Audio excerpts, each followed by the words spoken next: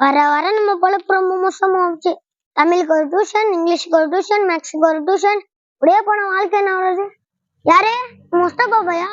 அஸ்ஸலாமு முஸ்தபா பாய். அட நம்ம சைஃப்லா பாய். வலைக்கும் சலாம் சைஃப்லா பாய். நல்லா இருக்கீங்களா?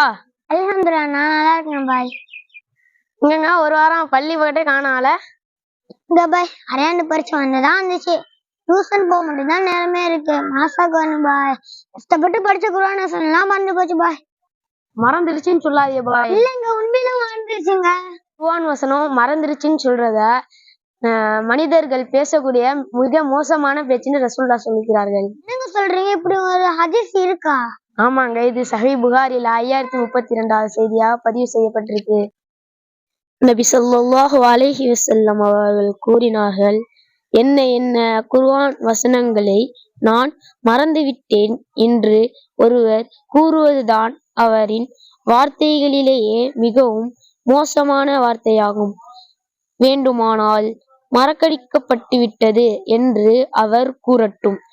குர்ஆனை தொடர்ந்து ஓதி நினைவுபடுத்தி வாருங்கள்.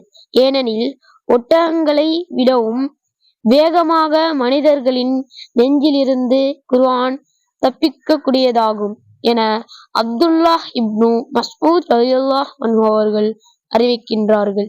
நூல் புகாரி 5032. சரி பாய், இன்ஷா அல்லாஹ் திருத்திக்கிறேன் பாய்.